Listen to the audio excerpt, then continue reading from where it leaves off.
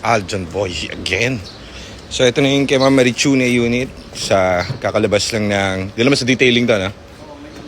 So kahapon tinest drive namin to Pambaragan. Ganda ng takbo, bagong transmission, bagong clutch, refresh na yung engine. Na-PMS na ba to? Hindi pa. Na-PMS na to? Ay, si Joseph nga pala to kahapon. Okay. Ito yung unit na makukuha niya. So Ma'am Marichu, pina-VIP ko itong sa'yo dahil alam kong solid, napaka-solid mo sa amin.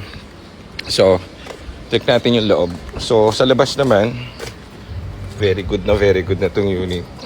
Ngayon, kahapon na test drive namin to. Ngayon, nako, naulan na no.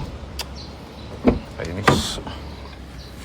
Sayang yung detail nyo, naulanan din. Sinaset ni Aljon yung temperature. Pero ganyan. Ito yung loob. Nagara din. Dalawa kasi itong sedan. Yung una, parehas siyang black na sedan. Parehas siya na black na sedan. Same na same, pati year, model, lahat. Yun dapat yung unit ni Ma'am Marichu. Kaso lang, test drive namin, sabi ko, parang di ako satisfied. So sabi ko, change unit, bigay mo yung isa, test drive ko yung isa. Tinest drive namin kahapon to, much better, saka mas, alam mo yun, iba yung feel, maganda. Yung isa okay din naman, kaso may tatagal kami dun dahil hindi ko ma-approve pa dahil may nararamdaman akong parang kalampag dun sa gilid So pag dadalhin pa sa suspension ulit yun, tatagal na naman, kailangan nila mamaricho ng unit. So eto ang bigay natin sa kanya. Eto, kakatapos lang na ito ng everything do sa ganda na shape. Ganda yung shape. Ilan tap umabot?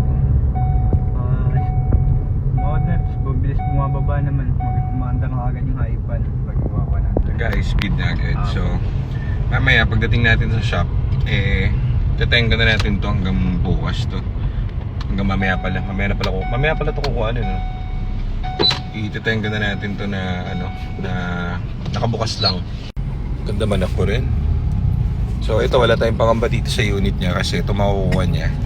Alam niyo naman, pag galing sa atin yan lahat, sinisigurado natin. Chances na magka-problema is very little na lang. Second hand pa rin naman to guys. Pero yung mga major parts, as I've always said, English yun dyan, kaya mo yun. Aljo, parang malungkot Matulog ka ba? Opo. Malungkot, walang vitamins. Gising ko lang kaya medyo papasok na tayo ngayon. So ito tinitest drive ni Aljon since kahapon. Belts ito napalitan na rin timing belts and drive belts. So imagine kung bibili ka ng second hand na ganito, ganun din naman sa market. Price is very little lang compared dun sa price natin. Ganun din ipapagawa mo. Papapalitan mo yung tranny, refresh mo yung engine, papakondition mo, palitan mo mga belt. How much yun? Aabot ka din ng mga, depende pa kung makakahanap ka ng matinong mekaniko. So marami sa atin pumupunta kakabili lang ng unit, soplak agad dali agad yung mga nakabili sa labas. So ganun din, mas napamahal pa sila. So anyways, gawin nyo kaming option. So ready na tayo dito kay Ma'am Marichu at yung bago niyang QCY na pinakabit natin. Ano pa ba?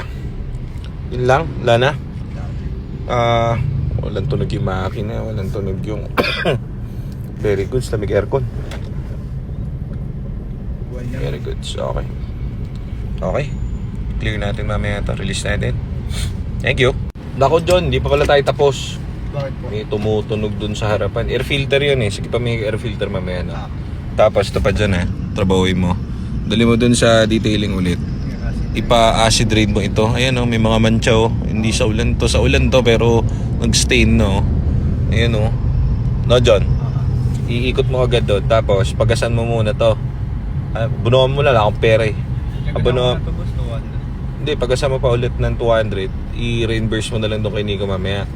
Ang gawin mo, di ba kapag mamaya kasi re-release to di ba may gas. Ngayon, pag pinarking mo dun dito sa natin sa detailing center, di ba, titirayan yung acid rain.